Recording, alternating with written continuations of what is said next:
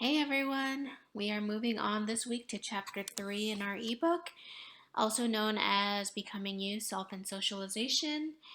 This week we're going to be talking about how you become who you are. In other words, what factors contribute to how people become individuals with their unique personalities and their quirks and what makes them interesting. So let's jump in and talk a little bit about how we are shaped by both biology and our social influences.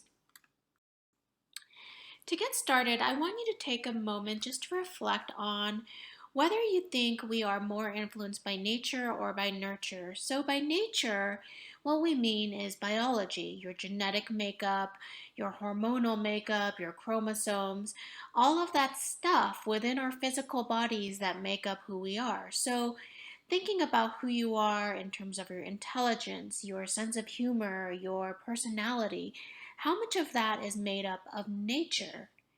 On the other hand, when sociologists talk about nurture, we're talking about the social influences outside of our physical bodies. So we're talking about our family, our peers, our environment, our school. That's all nurture. So, what do you think? Maybe take a moment to jot down some, ideas of what you think is nature versus what you think is nurture. So, this is a question that social scientists have been grappling with for an extremely long time. In the 1970s, a lot of social scientists believed that we are tabula rasa or blank slate at birth, and everything is socially influenced, that our entire identities are learned behaviors. But what we're seeing in recent years is the idea that perhaps, biology does play a role in contributing to um, our makeup. But on top of that, maybe if you think about how biology may influence our social makeup, but also how our social makeup influences our biology. So, we're going to talk a little bit about this kind of relationship between biology and society in terms of contributing to who we are as an individual. We're going to talk a little bit about how our environment can impact our biology.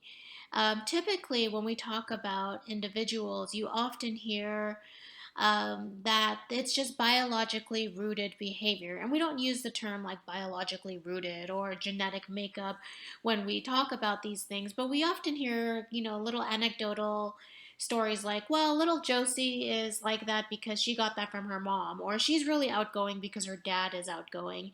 And what that kind of like casual reference is really this biological explanation of why Josie might be extroverted or, funny or whatnot. But we hear less about is how our biology can be shaped by environmental factors. In other words, what about our external environment can actually change our biological makeup? So, what research is really pointing to is that if you are in a situation where you grow up in a stressful environment, this can often lead to memory loss, depression, and weaker immune systems. So, what the research finds is that children who grow up in situations that are more conflict driven or extremely high stress environments are more likely to have problems with memory, have higher depression levels, higher anxiety levels, and weaker immune systems, in contrast to children who grow up in more calm, less conflict ridden environments. Another really interesting research point that we're seeing is the growth of social power. So, what a lot of research that has been coming out of the neurosciences is the growth of social power. So, this idea that you have power over other people can actually lead to your lack of empathy. And this is by Obi and his colleagues.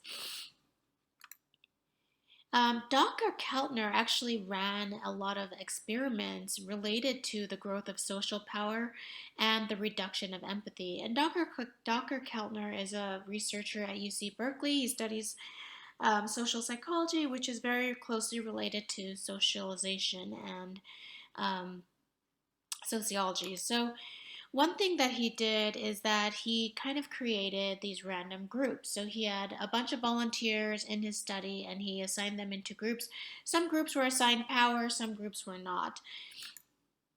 And what he found is that the groups that were assigned power actually had what he called empathy deficits. So he found that people who were given more power were less likely to express empathy over people who had more difficult situations.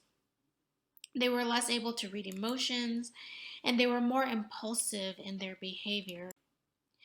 So, to kind of test out Dr. Keltner's theory, I want you to do an experiment. And I usually do this in the classroom, so it might be a little bit more difficult in this online setting, but play along with me. So, what I want you to do is take your finger, your dominant finger. So, if you're left handed, that will be your left finger, and or if you're right handed, it will be your right finger. Take your pointer finger as if you're writing with your pointer and I want you to trace the letter E on your forehead. So, basically take your finger over your forehead and trace the letter E. So, how did you do? Did you trace the letter E um, like the picture on the left, on your left, as if you were writing it on a piece of paper? Or did you do a mirror image of the E as if like the picture depicted on the right? So, how did you draw the letter E on your forehead? And what's really fascinating is that researchers found that um, people who are more likely to draw the letter E as a mirror image, as if someone were reading the letter E from your face, are more likely to have higher levels of exhibited empathy, while people who are more likely to draw the picture as if they're reading it for themselves are less likely to express empathy, but more likely to express higher levels of power. I often call these people the bosses as opposed to the people on the right, the workers. And it's funny because they actually did a correlation between this experiment and another experiment that I'm going to talk about in the next slide. And you'll see why I make that correlation between bosses versus not bosses. So Galinsky and Schweitzer actually took the letter E experiment and ran a fan experiment. So they actually had the students in their experiment that drew the letter E one way versus the other, and they put them in this like kind of warm, stuffy room. And they put this fan on one side of the room, kind of far away from them. And what they found is that students who actually drew the letter E the way in which they were reading it were more likely to move the fan in front of their face. So as you can see, and here we have the power level, students who have higher levels of social power or assigned social power versus lower levels of social power.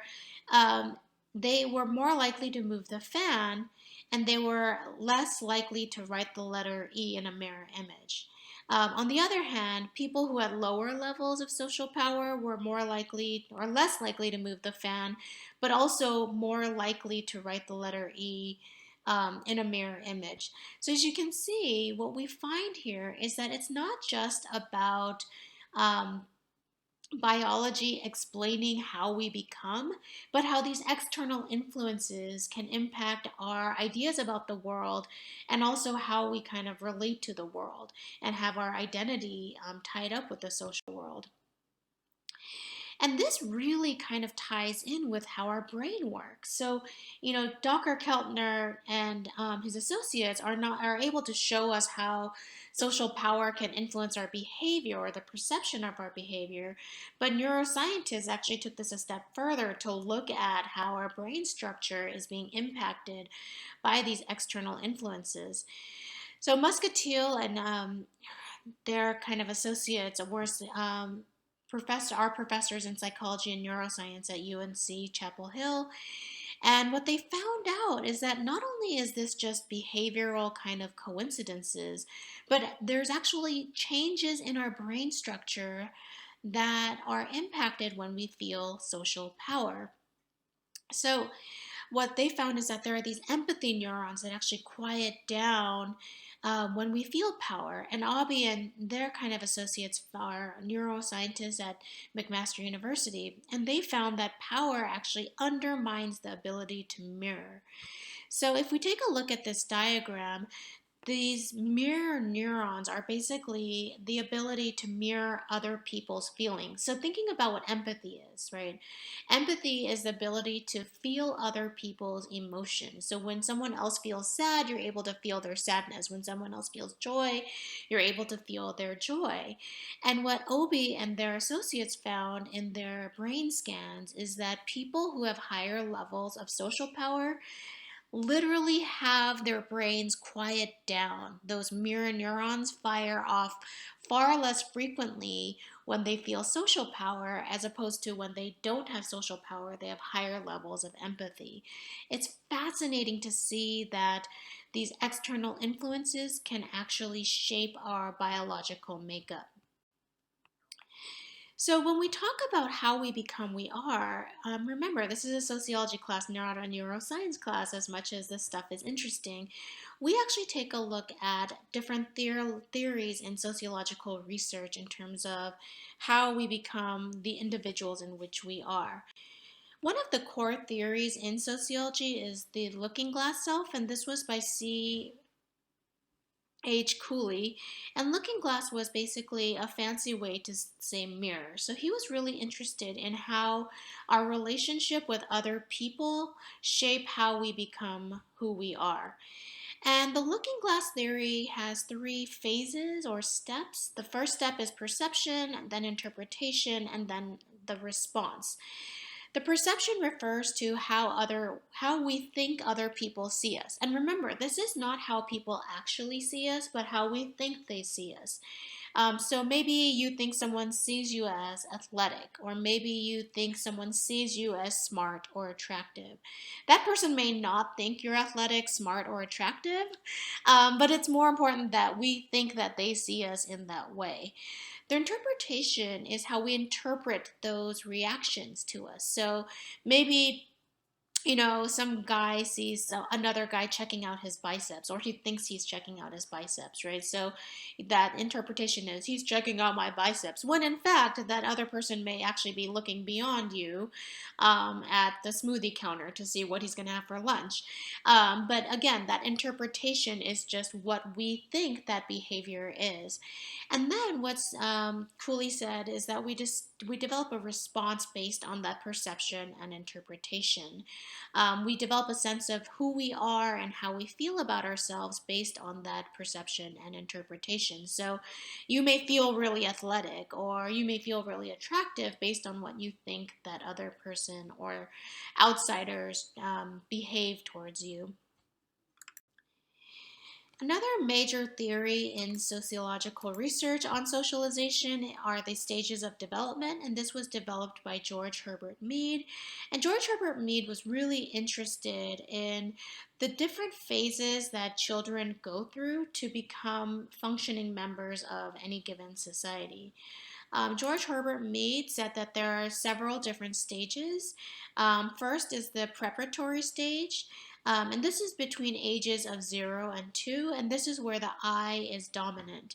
And George Herbert Mead separated between what he called the I versus me. The I is kind of the selfish, impulsive side of us, while the me is the side of us that understands that we are separate from society and we are our own individual entities. And on top of that, the me stage is where we learn to take on different roles based on societal expectations. If you're familiar with Sigmund Freud's work, the I is very similar to the id, while the me is similar to the ego. Except the me is where you're aware of external influences and external expectations. So, in the preparatory stage between ages 0 and 2, the I is actually extremely dominant. and the infant is not able to discern herself from other people. So this is this idea of the infant doesn't realize that mommy also needs to be fed and mommy also needs sleep. The infant just knows that he or she is hungry or tired or needs a diaper change, with no concern for the other people around him or herself. The next stage starts around ages 3 to 4, and this is what Mead called the play stage. And this is where role taking occurs, and where group interaction emerges. And oftentimes you'll see young children, ages 3 to 4, take on other roles where they start playing like police officer or firefighter or teacher or house.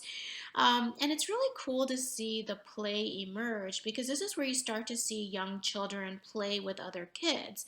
Prior to this stage, little babies or newborns and infants, they do play, but it's more of what we call parallel play, where they're playing in the same room, but they're kind of lost in their own worlds. They're not really interacting with one another.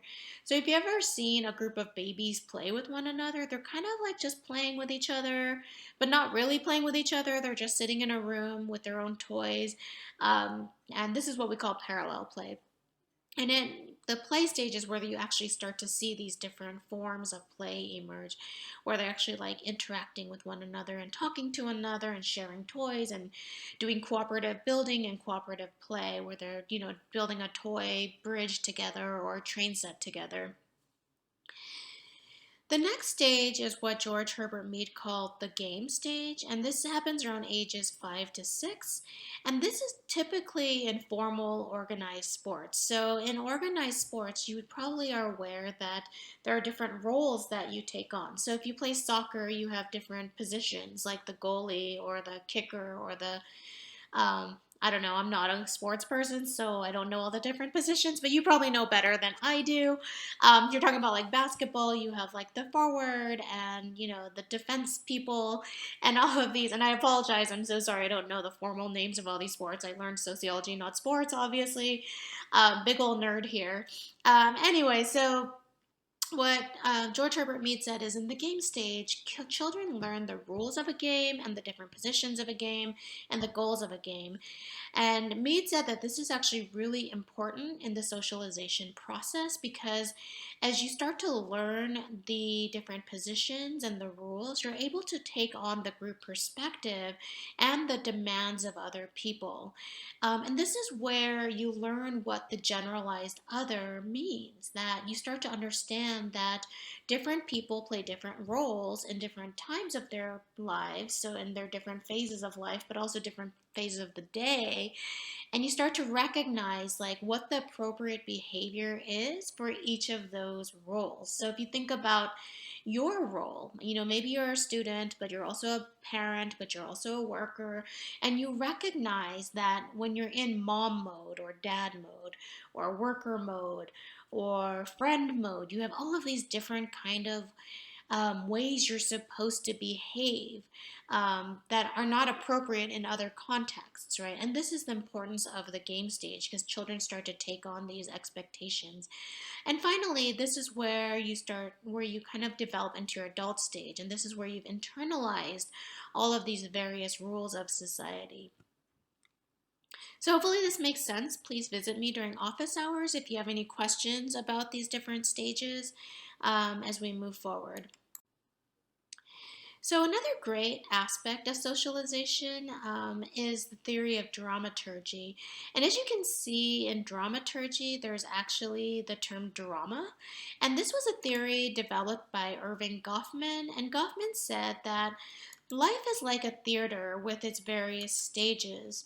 And he said if you can make an analysis between society and theater, you can start to see that we are all actors on our own stage. He said people have front stage behavior, which is the face we put on to the world in front of us.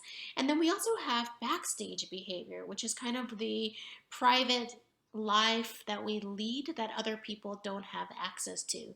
So if you think about when you work, and I'm sure the vast majority of you have worked some job at some point, you're aware that when you're doing customer service, you put on one face, but if you ever go to the stock room, it's a very different world. I worked retail many, many years while I was in high school and college. I remember, like, in the front stage, which is kind of like that retail space, it's all games and friendliness and sweetness. But in the backstage, in the stock room, it's like disaster and chaos, right? There's a lot more profanity, there's a lot more casual language, so you definitely see this difference between front stage and backstage.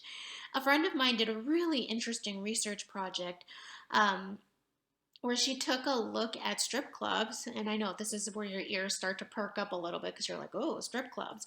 So she was really interested in the front stage and backstage in strip clubs, and she took a look at how strippers behaved on stage, on the front stage, which is where you saw a lot of the dancing happening and the lap dances happening, and how that was very different than the women's restroom.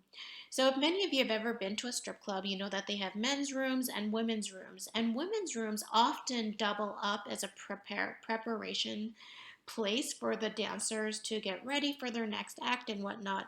And because she was a female client or a female customer, she actually had access to that backstage per se. She had access to where the strippers were getting ready and what they were doing to prepare for that next stage. And what she found was fascinating because as a woman, she actually kind of tripped up the usual dynamic of what strippers would actually behave like in the front stage. And what she argued in her paper is that when she was front stage, strippers kind of didn't know how to give her a lap dance because she was female. So they would actually dance on her lap as if she had a penis, even though she didn't have one. So they were kind of confused as to how to behave. But then when she was backstage, they were also confused because she was, this client, but she also was privy to kind of the dialogue and silliness of the backstage behavior in these strip clubs. So it was really interesting to see how, in the context of a strip club, how people behave front stage versus backstage. And when you have this level of analysis and take it to the outside social world, you can kind of apply it to any situation, whether it be a restaurant or a retail space or even in your own home. Another aspect of Goffman's dramaturgy is what he calls impression management. And impression management refers to how you manage or navigate through the social world by manipulating different aspects of who we are. And basically, he talked about three different aspects of ourselves or environment that we tend to manage. And he talked about how we manage our settings. So this is our environment. So if you think about a stage, this is like the props on stage, or if you think about if you're going on a first date, you're setting it up by choosing a specific restaurant or a specific bar to meet up in because you want to impress the other person. Appearance is exactly what it sounds like, which is how we look to the other person. So if you go on a first date, chances are you want to make a good impression, so you probably take a shower and do your hair, do your makeup, and then manner refers to our behavior. So again, going to that, first date analogy, you probably are on your best behavior on your first date. I always joke with my husband, like on our first date, he was such a gentleman. He like opened the door and gave me his jacket and was so sweet to me.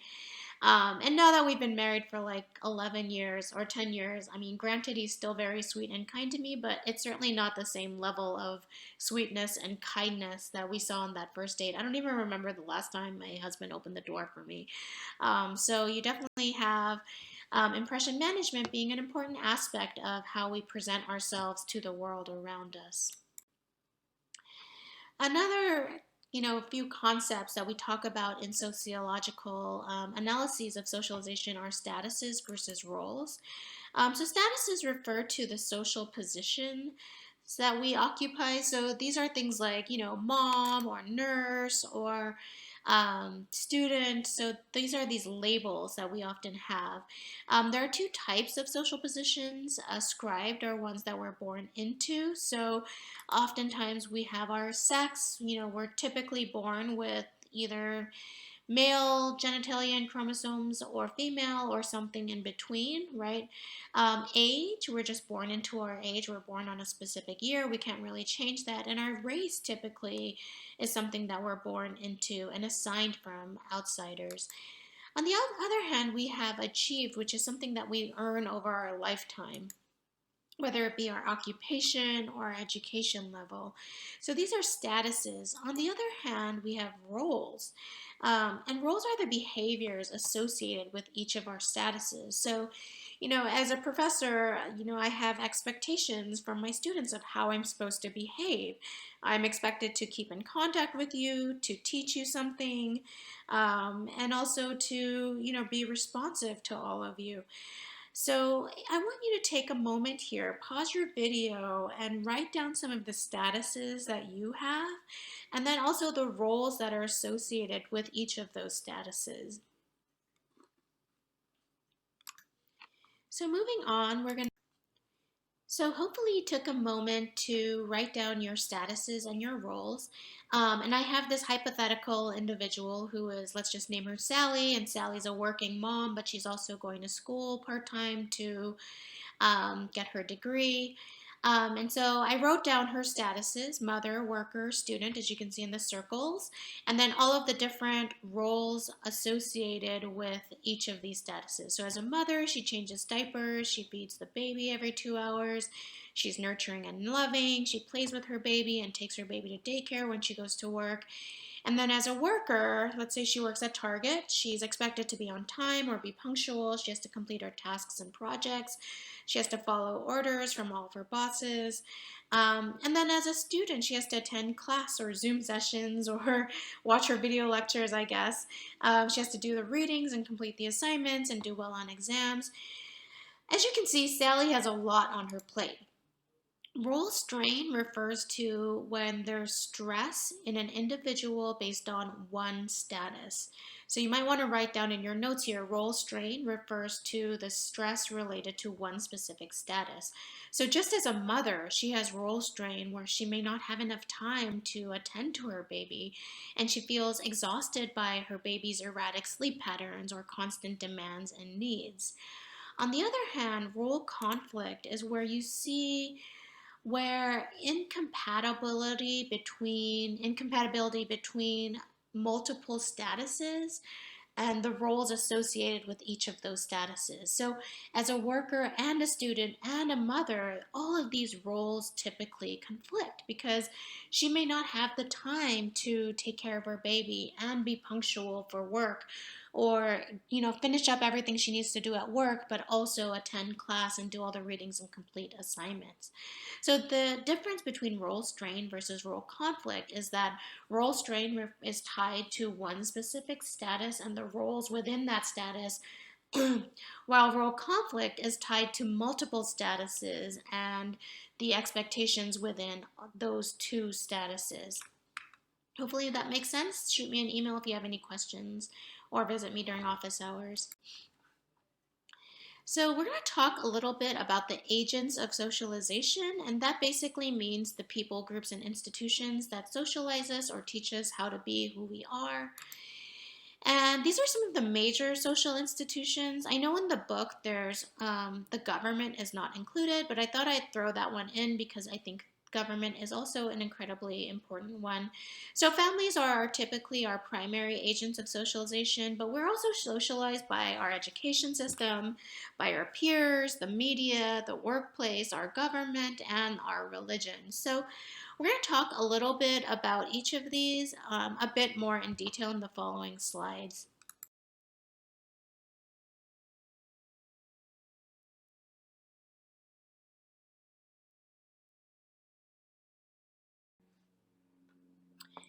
So, related to parenting is the topic of spanking, and this tends to be an extremely controversial topic. It's really interesting when I have this discussion in class, in my face to face classes, a lot of people get really heated about this topic. Um, and there are all sorts of kind of aspects around spanking that really need to be unpacked.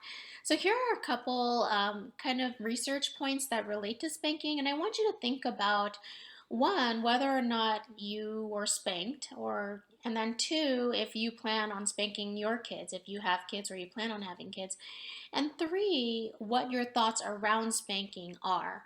So here are some just general data points around spanking. First of all, most Americans spank their children. And 50% of parents spank their toddlers. So these are kids anywhere between 18 months to about 3 years of age. 65 to 68% of parents spank their preschool age children. So these are kids between the ages of about 3.5 to 5. And 85% of high school seniors report having been spanked at least once in their lifetime.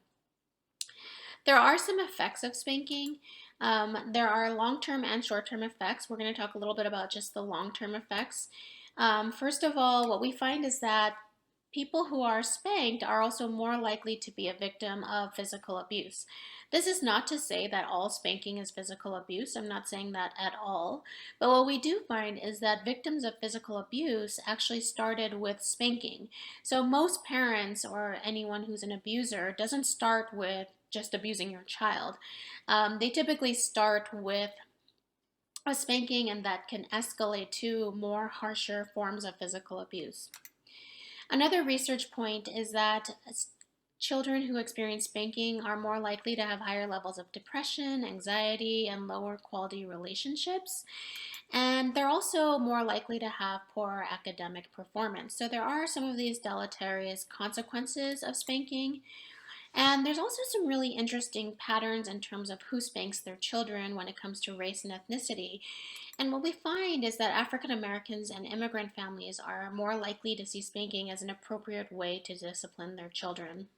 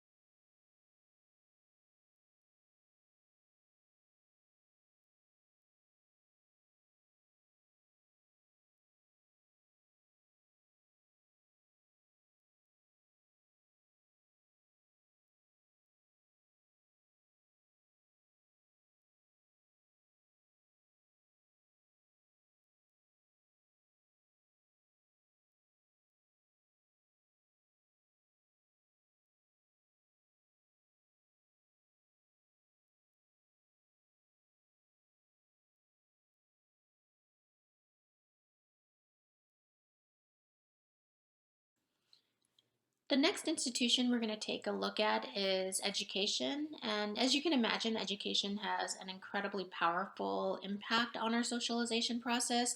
Part of the reason this is the case is because we spend so much time in schools. Obviously, we're not doing that now nearly as much, but prior to our pandemic, on average, a student would spend 6.5 hours per day, 180 days per year in school, which leads to about over 1,000 hours per year in school. And obviously, education is a vital agent of socialization in teaching us the skills and knowledge that we need to survive in a society. But there's also this aspect of education that Jackson coined the hidden curriculum. And certainly we go to school to learn math and arithmetic. That's the same thing. Or arithmetic and math. I guess it's not the same thing, but you know what I mean. But we also learn how to read and write and geography and history. So we all learn this like course content, right? We learn this.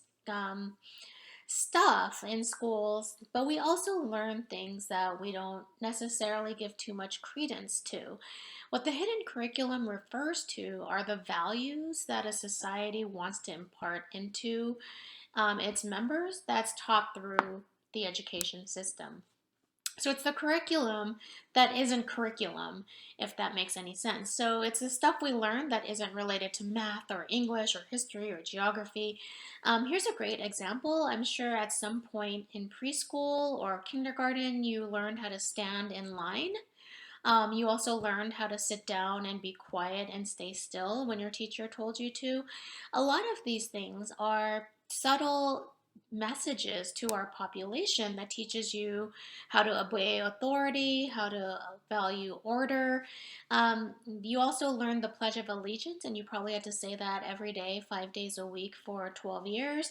And part of that was to instill patriotism into us as a citizenry. So, what Jackson argued is that every school has this hidden curriculum, which are the subtle messages that are imparted to students that is not necessarily related to specific content or knowledge. The next or final social institution I want to talk a little bit is the media. So maybe take a moment here to pause your video and just jot down how much time you think you spend on media and how much time you actually probably spend on media. Media is a dominant aspect of our lives. This is probably no surprise to you. Now, almost 90% of Americans have access to the internet, and on average, Americans spend about 10 hours per day on some form of a screen. This has probably drastically increased since the pandemic, but let's unpack what Americans are doing on screens a little bit more in depth. This data illustrates how young people are spending time. And by young people, I mean anyone between the ages of 15 to 34. The dark blue lines represent people who are aged 15 to 24, and the light blue lines represent people who are 25 to 34. And this is a measure of their leisure time activities. So basically, how they're spending their free time. And the bottom numbers represent number of hours, so anywhere from 0 to 3 hours. And then on the y axis, we have different activities. Sports and recreation are on the top, then reading, then computer use, but not games, playing games, relaxing and thinking, watching TV, socializing, and communicating. And as you can see, the vast majority of time that we're spending in our free time is devoted to watching TV. But as you're aware nowadays, TV watching is not limited to an actual television set. It's often on a laptop or a tablet. So we're spending quite a few hours per day in front of some screen, which means that we're constantly being exposed to what the media wants us to be exposed to. So we're going to unpack that a little bit more. So before we jump into that, however, I have data that illustrates the minutes per week watching content on different devices. So as you can see, we have TV is still kind of like the dominant form in which people are watching content, and then you have TV connected devices such as like an Apple TV, a Roku, an Amazon Fire Stick, etc., etc. We have people watching media on PCs, so on their laptops. You have it on their tablets and also on their telephones, so their smartphones. I was fascinated last semester. I was walking around my office building and I had students just kind of scattered in the hallways with their headphones on, looking into their phones. And I'm like, I wonder what they're watching on their phones. So I would like sneak a peek over their shoulders, and they were often watching TV shows. And I think it's so interesting that young people are able to do that nowadays because, I hate to say it, but as an older person, I would have never been able to do that in my day. And I think you're so lucky in that regard. Um, or are we, right? So here's the question. What impact does all of this media consumption have on our lives? So what we find is that the media impacts us in many different ways. Jean Kilborn was really interested in how advertisements impact body image. And she did content analysis, which is basically analyzing images and videos since the 1970s, and she still continues to do this very important work. And what she took a look at is how advertisements shape beauty ideals and body image. And what she found is that there is an incredible damaging impact on young women based on what the media portrays as beautiful. Obviously, you know that the media tends to portray beauty as parallel to thinness. So she found that young college women who are more likely to consume more media are also more likely to have eating disorders and body image issues. And then, if you're interested, there's a video link in the textbook that will take you to her full lecture that also illustrates some of her research findings. Another really interesting research finding was by Willoughby and his associates, and they found a very strong link between the effect of violent video games and adolescent aggression. This is not to say that you're going to watch a video game and then immediately be aggressive, but what they argue is that the consumption of video games is related to the normalization of aggressive behavior. Out of 1,492 high school students, they had monitored these students over the course of 5 years. Half of their sample was female. And what they found is that students who played violent video games consistently over the course of their study were more likely to exhibit levels of aggressive behavior. And then they compared those to students who played non-violent video games, things like Tetris, um, which is one of my favorite games. But basically, they showed no increase in aggressive behavior. That should say behavior, not video games. So that's the end of today's lecture. Hopefully, this was interesting and helpful. Please let me know if you need anything or if you have any questions. You can always visit my office hours or shoot me an email as always, and have a great day.